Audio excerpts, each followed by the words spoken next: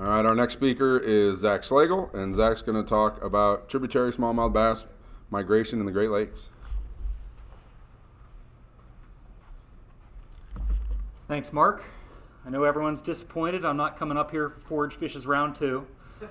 But no, we're going to talk about something maybe a little more fun. We're going to talk about smallmouth bass.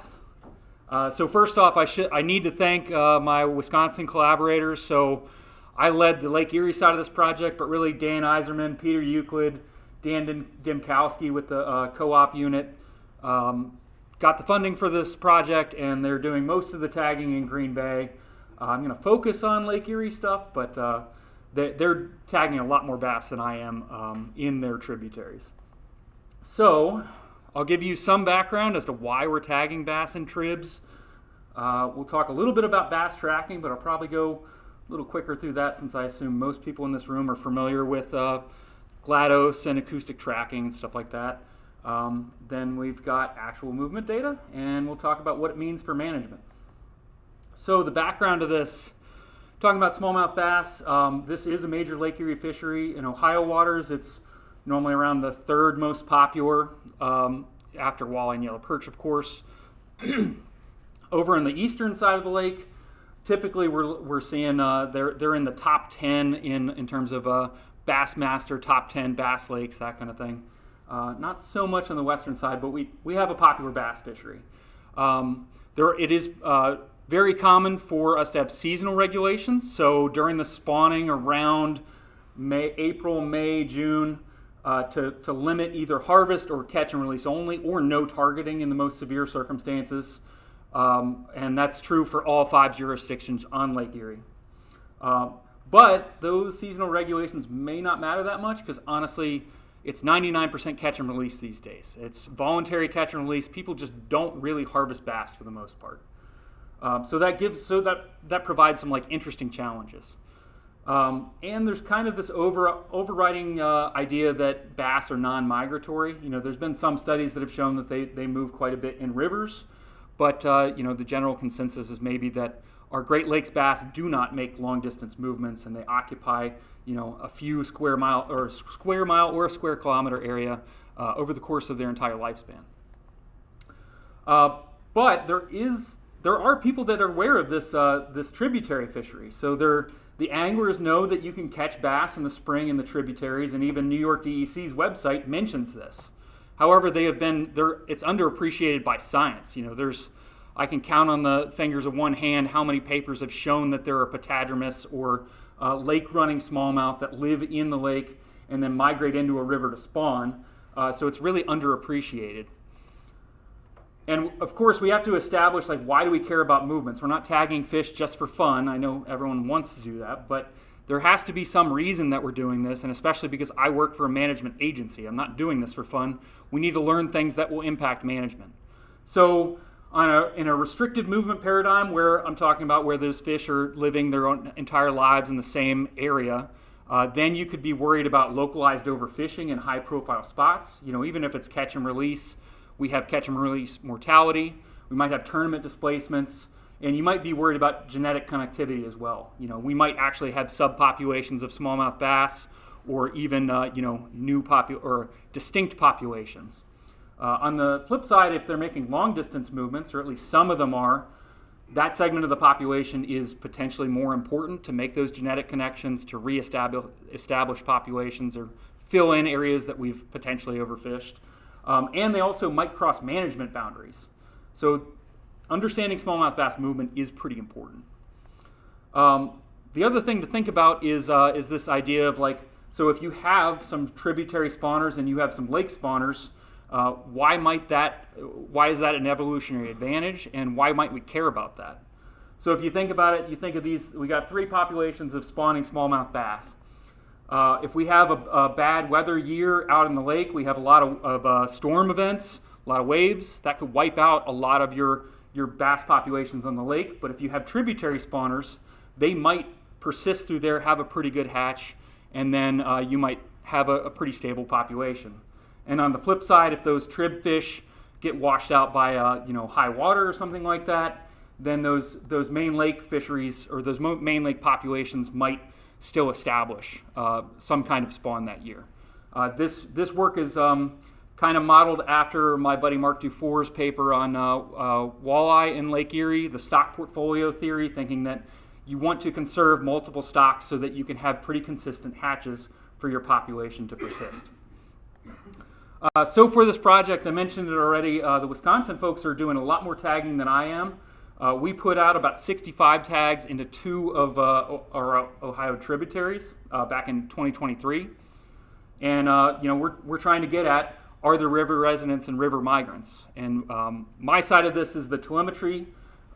Peter Euclid is doing genetics for us, so we're going to look at eventually how distinct these populations are. But we're also interested, are they returning to these rivers to spawn, and how far are they intermingling in the lake? How far are they distributed throughout the lake? That kind of thing. So how do we track these bass? So we tagged over in Conneaut Creek and the Grand River. So these are 2 classic steelhead rivers, but they may or may not have bass runs. We'll find out in a sec. We went out and did a bunch of shocking with a tiny little shock boat that we had to borrow from inland. And we even used a fly fishing raft in some cases because Conneaut does not have many access points. We're tagging these fish with transmitters, so with acoustic transmitters, doing surgeries on them, cutting a small slit in the belly, sticking these transmitters in, suturing them back up. Transmitter looks something like that, size and shape of a AA battery. And then we're also putting external tags on them just in case an angler catches them. We can hear back from that angler, hopefully. Most of you are familiar with this, but putting a tag in a fish, it's swimming around and it's making sounds. They're ultrasonic, you can't hear it, but it's transmitting sounds that if this fish gets close enough to an acoustic receiver, that receiver can say this unique fish was here at this date and time. And then when we use more than one receiver, of course, through the power of GLaDOS, we've got hundreds of receivers all across the Great Lakes, so we get to see where these fish go. There's 2 caveats to this. There are spaces for fish to hide out in the main lake, even though it looks like it's fully gridded out. There's about 15 kilometers of distance in between some of those receivers. And the range on the VR13 or B13s that we're using, something like 1.6 kilometers on a good weather day. The other thing is that we have to manually maintain these. So our technicians and I were actually out last week putting in receivers and discovering that our Grand River receiver had ice jam flooded up onto the beach, but luckily it was still there. So it is very manual, and there's a lag time. So movements. So here's what we're looking at for Grand River. We tagged some upstream. That hidden valley is that midpoint, kind of right above the words Grand River. That is about 23 kilometers upriver. And we've got a receiver there, a receiver up at the Harpersfield Dam, which is 32 miles, like 45 kilometers upriver. And then over in Conneaut, we've got 3 receivers over there as well. Most of the tagging was substantially downstream just because there's not a lot of access. So here's your obligatory GLaDOS movement. And you see there, so each of these dots represents one smallmouth bass that was tagged in the Grand River or Conneaut Creek in the spring of 2023. We see the majority of these fish move out into the main lake, hang out in the main lake, and then just there, they return to these rivers to spawn. So we are confirming via GLaDOS, via telemetry, that we do in fact have, like what the anglers already know and what New York tells you on their website, we do have a lake-run smallmouth bass population in both of these rivers, and likely many of the rivers that are across at least central and eastern Lake Erie. So 11 of these smallmouth bass migrated 38 kilometers up the Grand River to that Hidden Valley site, and one of them actually made it all the way up to Harpersfield. So it's actually 51 kilometers, 32 miles. So some of these fish can move way further than I even expected. I stuck a receiver up near the dam expecting not to get any fish. We got one. So one smallmouth and one walleye. So they're at least as mobile as walleye. If we go and look at migrants and residents by river, so here we've got the 4 Green Bay tributaries on the left and my tributaries on the right. Our tribs had about 75% migrants, which are in those blue bars. But we see in Green Bay there's quite a bit of differences. Some consistency where some of them in the Menominee and the Oconto were quite a bit transitory, and some in the Cedar River and the Peshtigo where we had more residents than we did migrants. So there's a diversity of movement within each of these tributary populations. If we look at migration timing, so these are, so on the x-axis here we've got month of the year, and then on the y it's river year. So these are just the Lake Erie tributaries, Conneaut Creek and Grand River, and then the length of the bars, or the width of the bars, represents the range of migrants into the river and out, and then the circle in the triangle is like the average of each of those. So circles are average migration in, triangles are average migration out. And then I have this gray box over there because that's the year that we were tagging them, so we don't know when they were already in the river when we were tagging them, right? But this at least shows you that there's some diversity in between rivers. So Conneaut Creek is in red. In 2023 up top, some of them were still in the river for quite a while, whereas in 2024 we saw that they migrated in and migrated out within about a month or so. From May to June is the average right there. Versus the Grand River, where we see them, the average fish is coming in, in early March. So some of these fish are migrating in with the walleye. In fact, we found this out when Fairport Arbor is trying to tag walleye. They end up getting smallmouth bass right alongside the walleye. And those fish are also in the Grand River for a bit longer. We did have, in 2024, we had 50% of our 30 tag fish in Conneaut Creek return to Conneaut Creek, and 73% of our Grand River fish return to the Grand River. So we're seeing some site fidelity for spawning, and yeah, we're seeing migrations here. So what does this mean for our management of these fisheries? For one, this is a very distinct fishery. I've already talked to multiple people in this room that like to fish the bass run. Our anglers are already aware of this, but and I have some steelhead guide buddies now that have helped me on this project that say they love it, but their customers don't know that. So their customers drop off and then they just go fishing for fun for smallmouth. But if you think about lake run fish, these are fish that are big potentially. You can catch a 4 or 5 pound smallmouth in a pretty small river. And you don't need a boat to do it. You just go out at the right time and right presentation, and you can catch a trophy smallmouth that you couldn't do in a main lake fishery potentially. As far as management goes, I know sometimes these task group meetings and in the LEC meeting we have a little bit of a conflict between different jurisdictions, but for once I'm going to throw my own managers under the bus. So Lake Erie Fishing Districts is one thing to think about.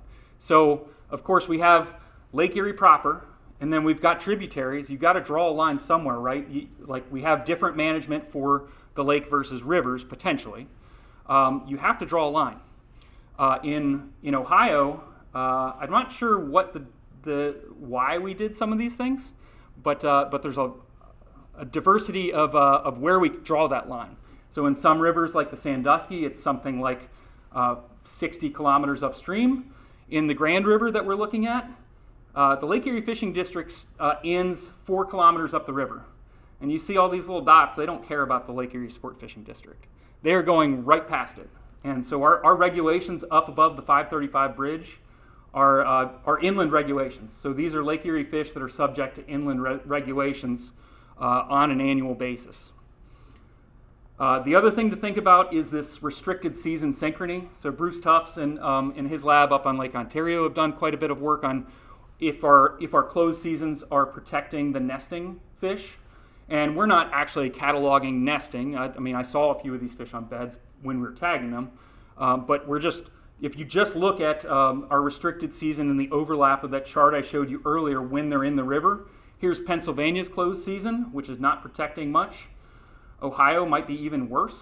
We're protecting maybe the bulk of those spawners, but those Grand River fish that are moving in March are not subject to our restricted season for 2 months of the time that they're in that river.